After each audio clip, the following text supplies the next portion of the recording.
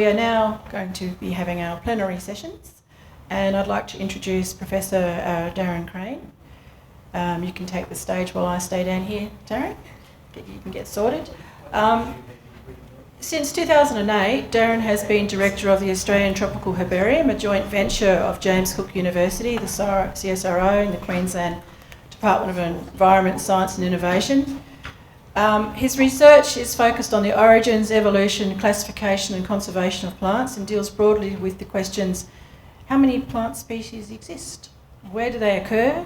How are they related? How are they evolved? And how can extinction threats be better understood and mitigated? And today, Darren is talking about unnatural disasters, impacts and responses for threatened plant species in protected wet tropics World Heritage Rainforests. Thank you, Darren. Thanks, Caroline.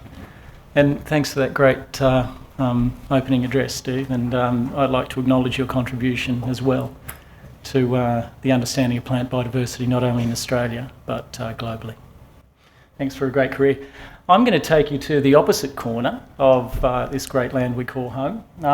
Steve talked about the southwest of Western Australia, which is a hotspot, global hotspot for plant biodiversity. I'm going to talk about the wet tropics, which is not recognised globally in the same way as a hotspot, but has a lot of our unique biodiversity and is suffering the same sorts of threats as the rest of the country.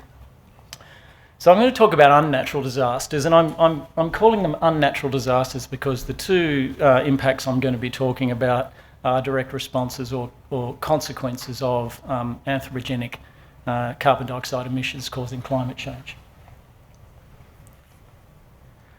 All right, I'm going to talk about this wonderful landscape, which I must acknowledge is the unceded territory of the rainforest Aboriginal peoples of northeastern Queensland.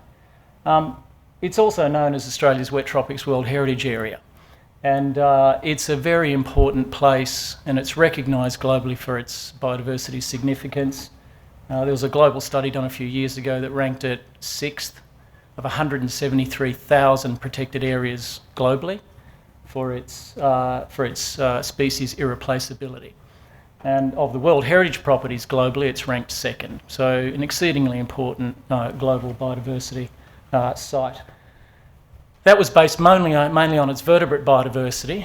Its plant species diversity is incredible as well. We've got over 700 endemic species and about 350 threatened species.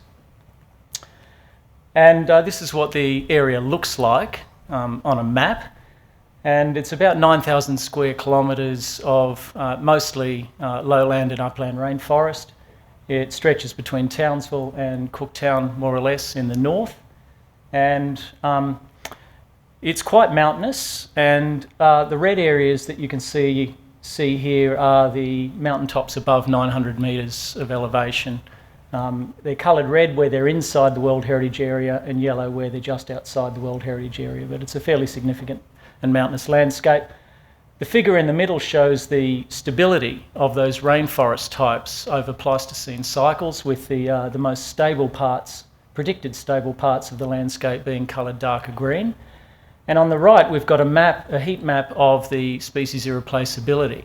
And you can see the hotspots of species irreplaceability tend to correlate with those areas of rainforest stability, which is not a surprise. Getting back to Steve's concept of old landscapes that are buffered allow high accumulation of high species diversity, high and unique species diversity.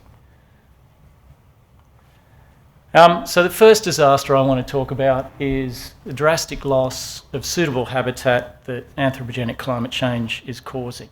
And this is a particular problem for mountains because of the way that climate niches move under climate change. And if you're on a mountaintop, you're already sort of in a very restricted and isolated landscape. And as climate niches move upwards and polewards under anthropogenic climate change, if you're already on a mountaintop, you've got nowhere to go. So in the tropics, the mountaintops are widely regarded as the most threatened landscapes. We wanted to know just how threatened these landscapes were in the wet tropics, so we had a student do a modelling study of 37 species of mountaintop endemic plants, and under several different climate emission scenarios, carbon dioxide emission scenarios, And the results were pretty scary. Of the 37 species modelled, there was a mean reduction of 63% out to 2085 in their suitable habitat. And for 7 species, they would lose everything, all of the available habitat, and 6 of them by the year 2035. So some pretty scary predictions. And we thought, well, what can we do about it? Actually, firstly, before we get to that, I'll show you some pretty pictures of some plants. This is one of our 3 native kauri species in the north. This is the mountain kauri. We have various other things like Symplochus. We have Cunoniaceae. This is Eucryphia wilkii, known from one very small population on the very top of Queensland's tallest mountain, Mount Bartle Frere. We have various Myrtaceae. This is Euromyrtus metrosideros. It's quite widespread across the mountain tops. Proteaceae. We have Aureliaceae. This is Polycyas bellingenkorana and Ceratopedilum. And this is Hypsophila halliana in the Celestraceae. So lots of very important, very restricted and highly unique plant diversity, capped off, I guess, by a species that's close to my heart, and this is the Australian native rhododendron. Now actually represented by 2 species in Australia as a consequence of the study, which I'll get to in a second.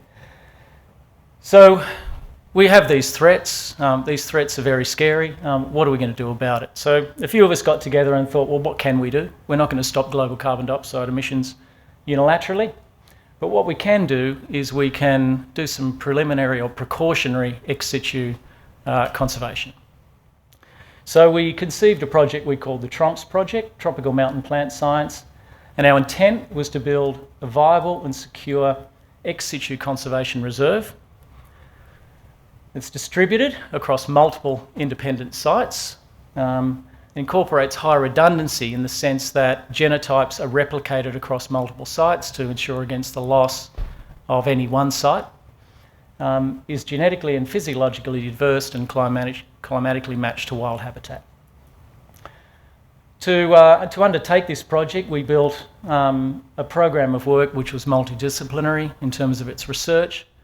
It comprises field ecology, some seed science and germination science studies, plant physiology, population genetics, systematics, and horticultural science.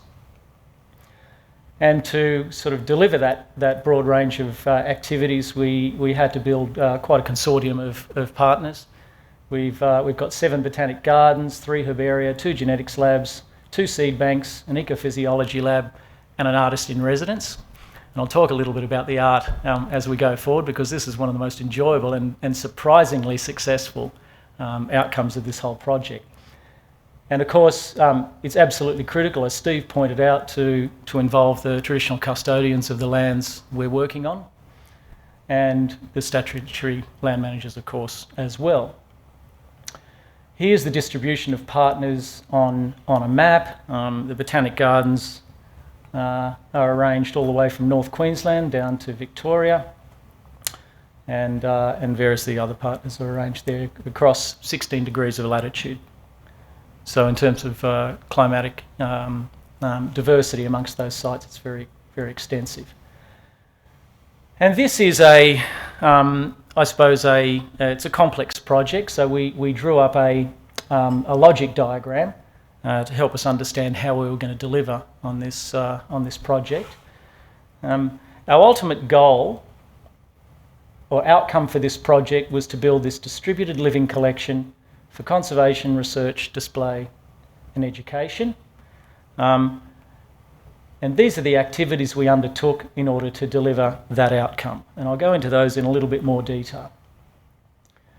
So initially, of course, we had to collect samples of the plants we were aiming to conserve.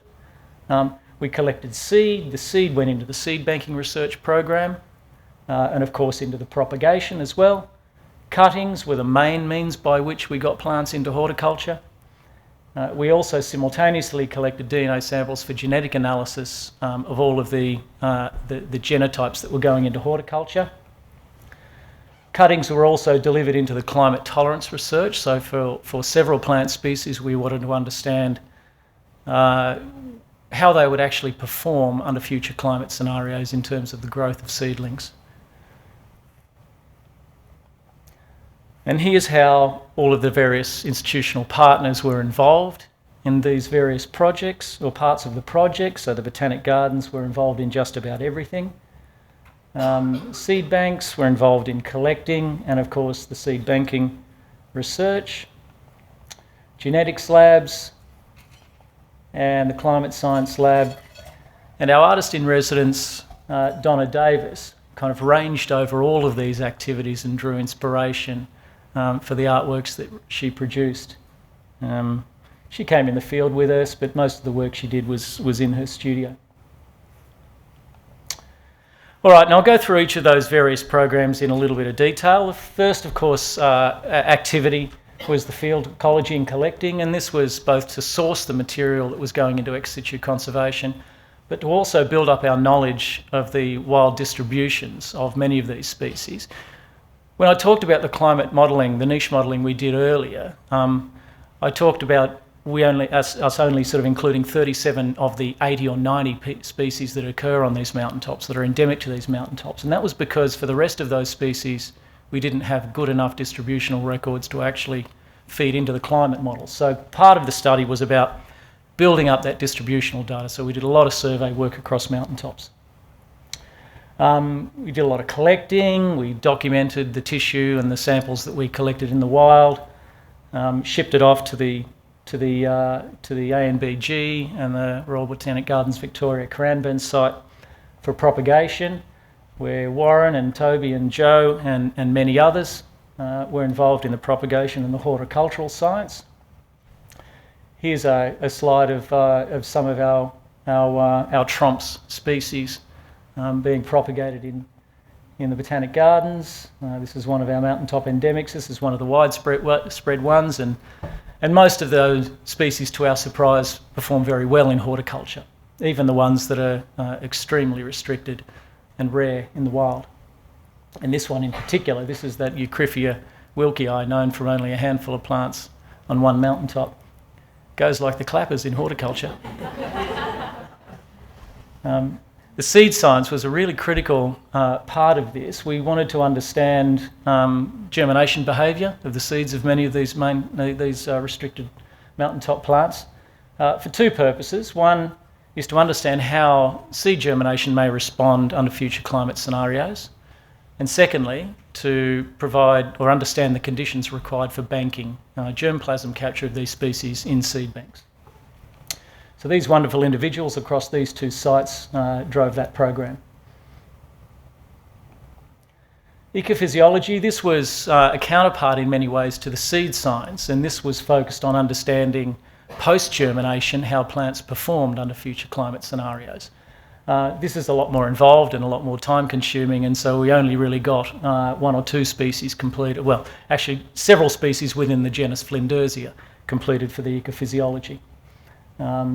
Plants were taken we sort of monitored things in the field and understood the climate niche variables in the field in a great deal of detail, and then tortured plants in glass houses under future climate scenarios.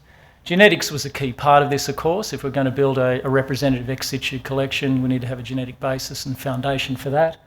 But also to understand, to be able to relate plant responses in terms of seed germination and growth back to genetic variability. We've got 10 species for which we've got genetic data now, and we're just working through with Maurizio's group at RISA to understand how the genetic results can be used to inform how we manage and distribute out those plants. And something that came out of this whole project, it was completely serendipitous, is we ended up doing some biodiscovery work with some colleagues at JCU in Cairns who were looking in nature for anti-inflammatory compounds, and they started talking to us because they said, we tend to want to target biodiversity that's under some sort of environmental stress, and would you know where we might find some plants that are under some sort of environmental stress? I said, yes, I would. So anyway, I thought that was my wind-up. And of course, Donna was involved in generating a whole lot of artistic creations, mostly installation art, but she worked with a range of media and produced some really interesting artworks, some of which was very, very public. So this was a projection onto St Mary's Cathedral in Ipswich of some mandalas that she designed out of the leaves and roots of some of the target species. So quickly, I'll just run you through some of the outcomes so far. This project sort of is now sort of run through its main 5-year funding envelope, but many of the activities are still going on. Field ecology, we've generated 850 new, precisely georeferenced records of I think about 60 of the 80-odd species that we were looking at. The conservation horticulture has been a great success. So the teams mainly at AMBG and at Cranbourne have completed propagation trials on 40 species and have gotten 33 of them now secured in living collections of various sizes and diversity. Conservation genetics is ongoing. We collected over 1,000 samples. The analyses and the interpretations of those analyses are underway now. One early outcome was the population genetic structure of the Australian rhododendrons revealed that we actually have 2 species in Australia, which goes back to Lynn Craven's hypothesis based on morphology a few decades ago. But 5 to go.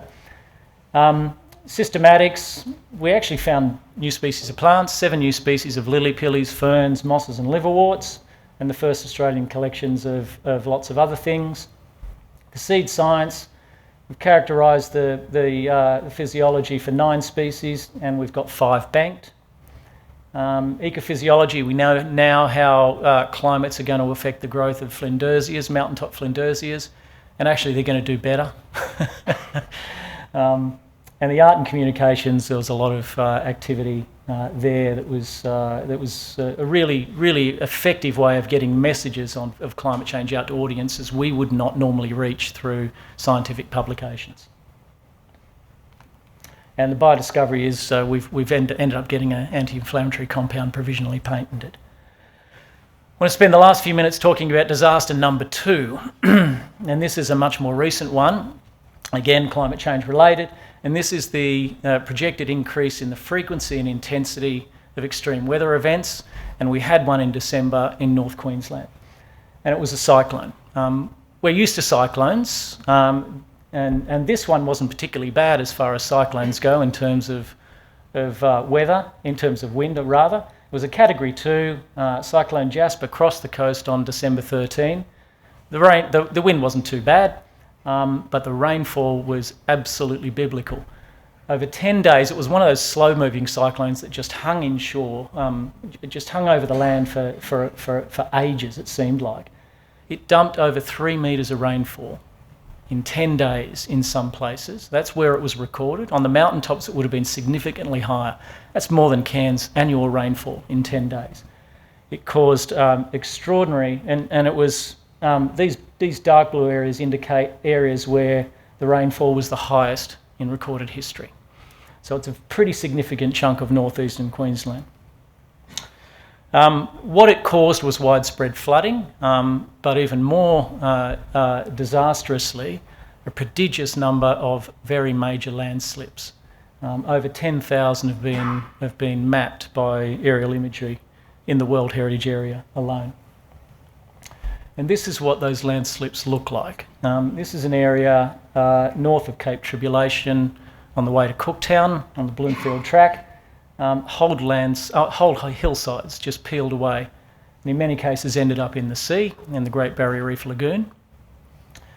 Where there were creek lines, we got what's called mass wasting of the regolith, where everything just ends up being washed down the creeks. And what were quiet little rainforest streams are now rubble beds that are tens, if not hundreds of metres wide. The headwaters of some of the creek lines are now largely exposed bedrock and soil, and of course that's going to continue to weather off into those streams for years, perhaps decades.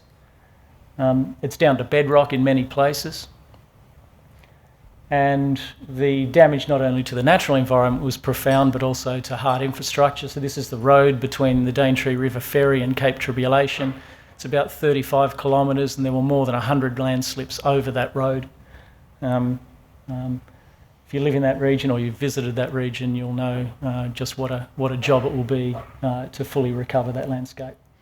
And we expect that this is going to take decades to heal these impacts. Up here is a landslip that occurred on the eastern side of Thornton Peak, in the middle of the Daintree region in 2018. It's still bare. These are some of the ones that happened just in December there. So we expect the recovery, environmental recovery, is going to take a very long time. We've got a real challenge ahead of us. This is just one of those rubble beds down on a lowland stream. This was a quiet little stream. You wouldn't even known this stream was there. It was, full closed canopy prior to the storm. Now it's 100 metres wide of rubble. These are some of the species that are riparian endemics in the wet tropics, known from only 1, 2 or 3 streams. Syzygium glenum's known from only about 20 plants, I think. It's already impacted by myrtle rust, and now its entire population has been impacted by landslips. 2 other Myrtaceae, 2 xanthostemon species are also known from just a couple of streams in the Daintree. And when I say streams, these are stream bank specialists. So in many cases, most, if not their entire populations, will have been impacted. And there are things that occur in the streams themselves, aquatics like this grass, Isacne sharpii, and Aponogeton bullosus. Although its main species holding is outside of the main impact area of the cyclone, it's still one of those ones we'll be looking out for. Our response, well, it's very early days, and we're just planning some activities now. And we've recently heard that there's a funding package coming down the pipe, the Environmental Recovery Program, jointly funded by the state and the federal governments and delivered by Queensland's DESI. There will be, within the many sub-programs of that $40-odd million worth of funding, there will be one called Environmental Investigations, which will be about research that informs recovery actions. And so a few of us are putting together some funding proposals, or planning some funding proposals for that relate to monitoring of ecosystem recovery, such as recruitment of weeds and natives, but also the basic surveys and impact assessments, particularly targeting threatened species in the most highly damaged areas. Lots of people to thank that have been involved, and I'd particularly like to dedicate this work and this talk to 2 gentlemen who are deeply involved in the TROMPS project and who are no longer with us. Thank you.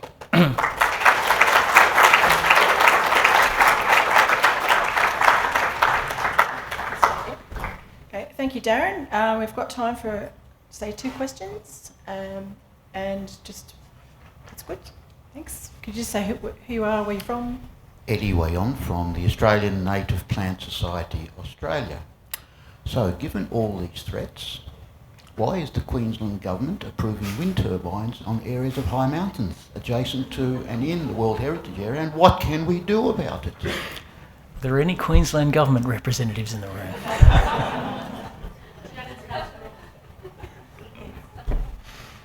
I don't know that I can respond to that. If only we could influence policy against these sorts of things. It's, the whole wind turbine challenge is such an ironic problem. It really is. The drivers are good. We really should be moving away from burning fossil fuels into other forms of energy generation. But surely we can do better than put them on threatened species habitat. This is why I'm here. I'm meeting Steve Connor, Executive Director of the Department of Planning, on Friday to talk exactly about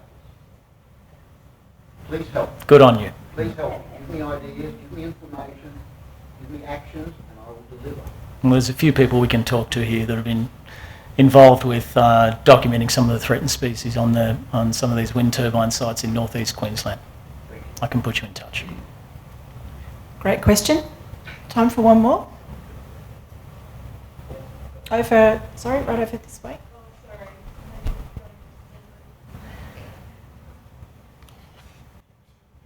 Thanks, Darren. I was wondering about how well some of these restricted endemics are going in horticulture.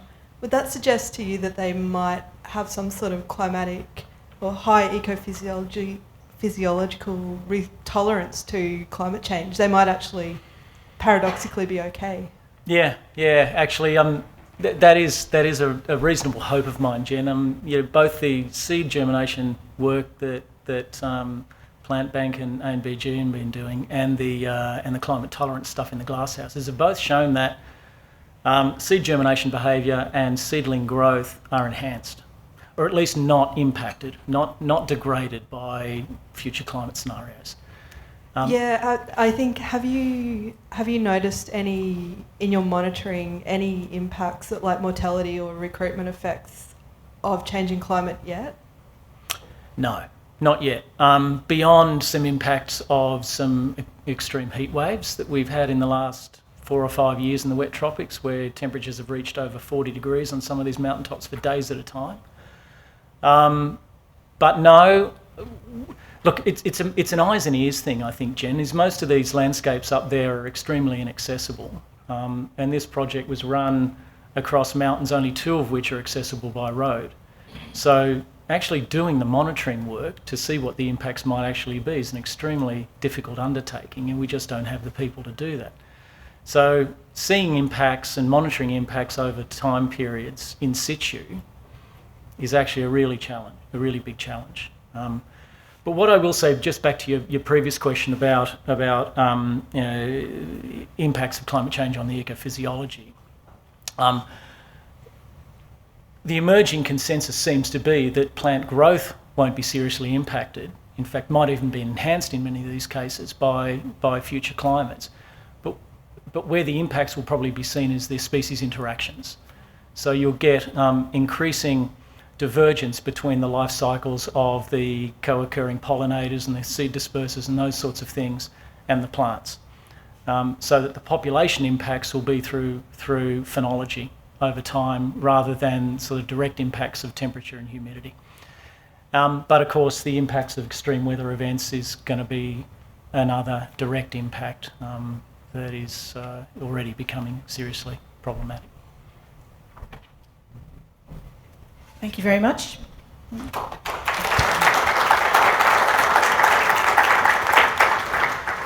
Darren, you've set the scene well for our theme, navigating, and I think, unnatural disasters.